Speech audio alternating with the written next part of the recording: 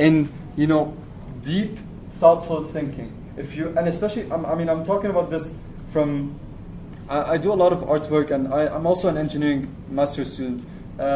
If you want to come up with, you know, if you want to work creatively, you really need to immerse yourself. You need to forget about everything, about everyone, and you need to focus on what you're doing. Because it's not about the time you spend doing something. It's really about how immersed you are in the activity. And here's another, I want to tell another story. This is Michelangelo, and this is Pope Julius II. Michelangelo was working on the Sistine Chapel, and he was, you know, lying on his back for days painting the ceiling. And Pope Julius would come in, you know, every day, you know, Michelangelo, yeah, you know, how's it going? When is it going to be done? He wouldn't reply, actually. He wouldn't say. He's like, when is it going to be done? He doesn't reply. He leaves. The next day he comes again. You know, when is it going to be done? Doesn't. When is it going to, after a few days, Michelangelo had the hammer placed next to him, and then he accidentally, you know, dropped it, and it fell too close to the Pope. The Pope got the message. You know, it's like, I shouldn't interrupt this guy. Otherwise he's going to kill me. And that's how creative people work. They don't, you know, they're not like, this is urgent, you know, like, I need to reply to my friend. No, they forget about everything. They focus on their work, they finish their work, and they're like, okay, I'm going to see what's happening. There's a very nice article by Tamim Ansari. It's called Concentration is Key. I just thought of it. And there's an amazing story. He's talking about one time he was working in a kitchen, and something happened in the kitchen. A sous chef burned something. And everyone, you know, went crazy. You know, the kitchen is burning, except for one chef. You know, she kept working on what she was working. She was, you know, calm, poised as ever.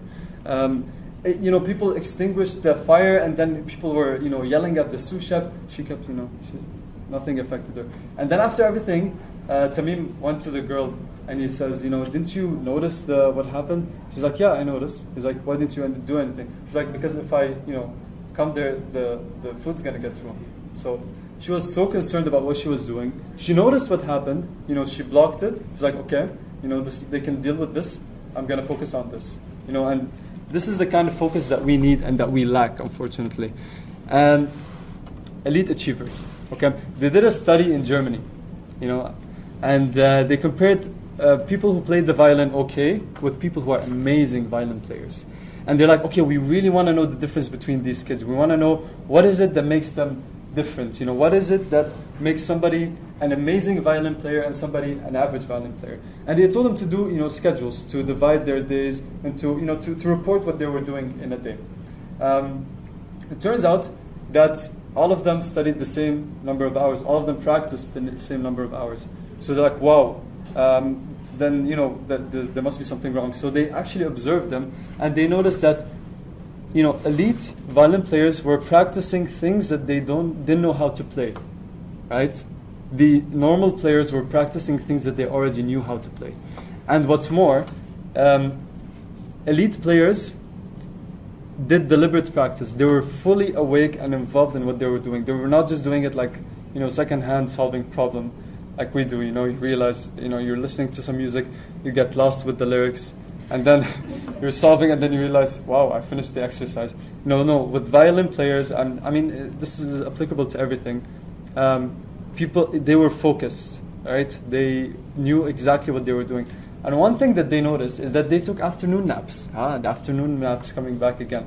So this whole pulling all-nighters thing, you know, it's all, you know, wrong. It's not right. Even though you're going to read about people like Steve Jobs and Einstein and, I don't know, all these amazing people who pulled all-nighters.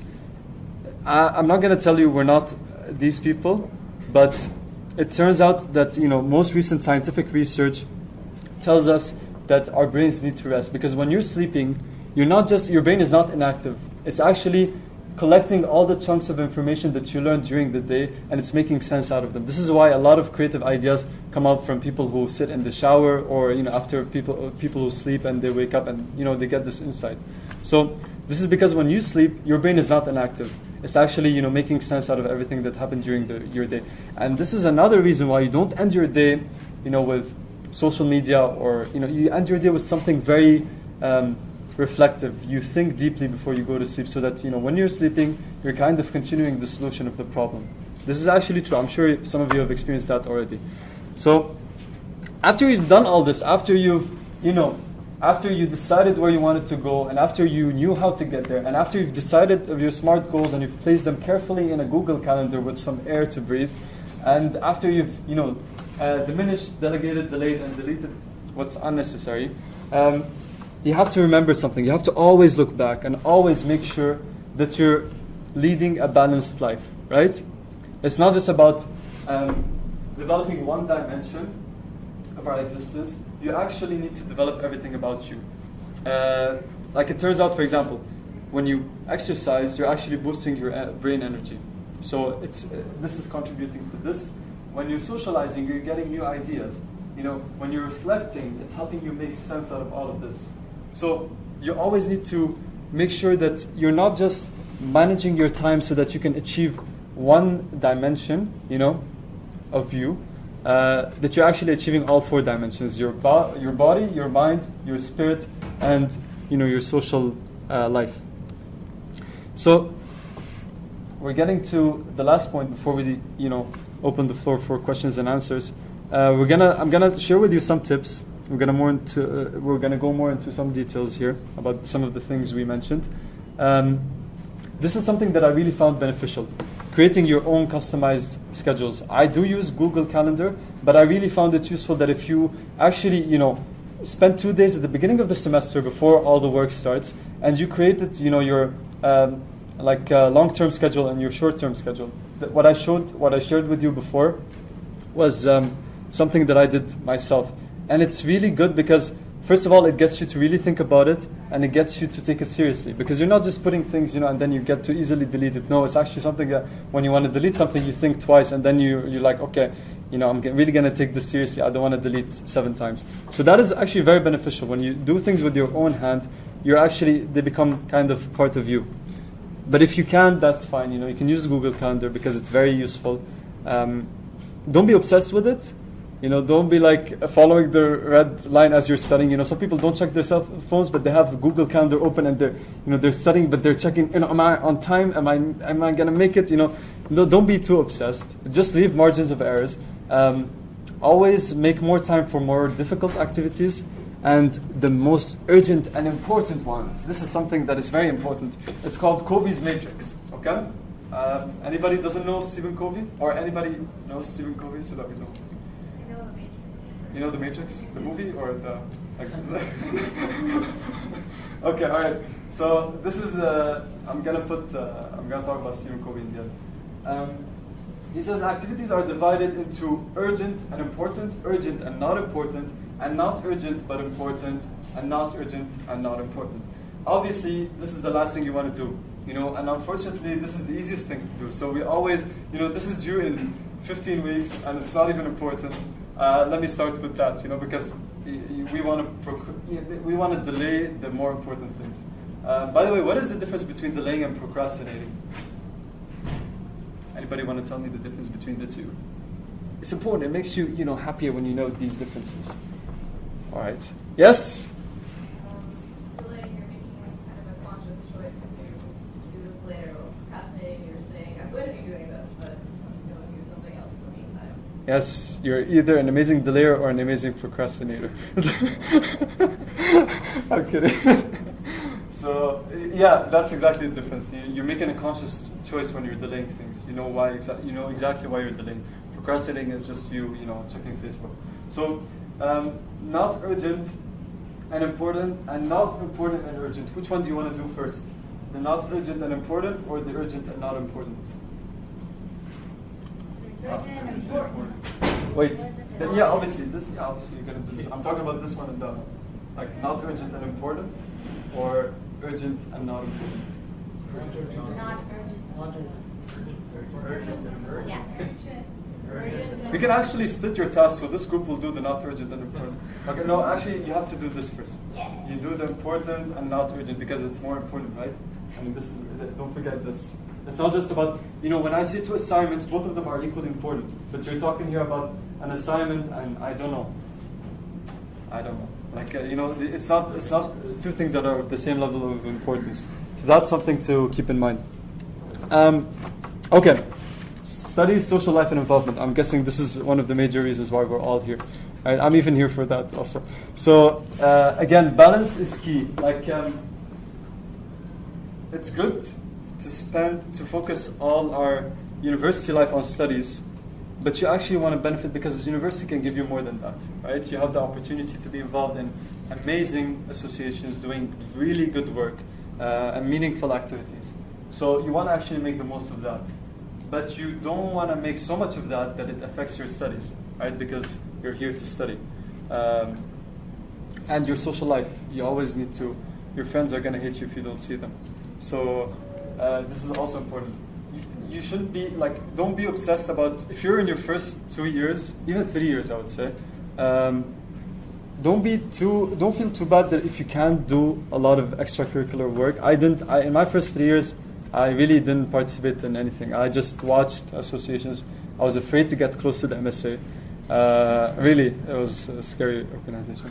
But, it's like I focused on my studies. And when I secured my studies, in my 4th year, I started to be involved in different things. So and now in my master's, I'm still involved. So you don't force yourself if you can't. That's something very important. And don't say, I'm going to take 6 courses and I'm going to be involved in the MSA, the ASA, the PSA, and all that. I'm giving a number here, but again, your courses better than... some courses are more difficult and others are easier. You don't want to do extracurricular work when you have a lot of projects, because projects are not like assignments. Projects require sometimes more work, and you're working with different people, so you might... have team conflicts and all that. So these are things that you don't want your involvement, your community involvement, to come in the way for this. This is something very important. Be smart in your worship and activities. When in my best year here at McGill, you know why it was the best one? It's because I took all the lessons I learned in my first 2 years and I applied them. One of them was I don't pray in the musalla. Because after praying, I noticed that I spent 10 minutes, 15 minutes talking to people, saying hello, all that. And, you can do that every day if you study every day at McGill, and you can do it 5 times a day, or 4 times a day. But you don't have to pray at the musalla every single time. You can pray alone. That is totally fine. We're allowed to do that, so that you can save time, so that you can do other things. That's fine. Don't feel guilty. People tell you, hey, we haven't seen you in the musalla in a long time. What's the matter? You're not praying? That's... don't feel, be independent in the way you do things. Don't always do it with people. Find your routine. This is very, find your routine. This is a very important one. Every person thrives in a different environment. Okay, some people work best when they're sitting in a completely silent library with no one in it. Some people, even if it's a silent library, but there's people around them, they can't study, they stress. They're like, everyone's stressing me, everyone's stressing. I don't want to be here, even if it's quiet, and they need quiet, right? Some people work best in cafes with some soft jazz music playing in the background while drinking hot chocolates, fair trade hot chocolate. So others cannot study without music, A word about music. If you have to study with music, try to choose non-lyrical music if you have to, because lyrical music takes you away to whatever he's or she's saying, and you might block it and you might think that you're blocking it, but it's like a person talking to you, right? So subconsciously you're kind of, somebody's talking to me and I'm, studying at the same time. So it's not doable. Something else. Low ceilings promote focused thinking, and high ceilings promote imaginative thinking. This is from a book called The Universal Principles of Design. I'll give you a reference later. I don't have it here, but this is actually a real thing. Colors. The colors of the room you study in. This is very important. If you're sitting in a red, angry room, you're gonna, don't be surprised with your responses on Facebook to people. This is really important, actually. I know we're talking about time management, but it's really about understanding yourself and how you work and our minds, because we have an amazing muscle here, and it's so sensitive and it's so prone to development. And we have to know this, but we're all studying different things. We're studying engineering, we're studying arts, and some of us are studying science. But the first thing for us to understand is how we work, right? Before understanding how to build a car and an airplane, we have to know, how is this made? How do I make the most of this? So this is something very important. This is why finding your routine, it takes time. Like I only found my routine again in my third year, I think. I only realized that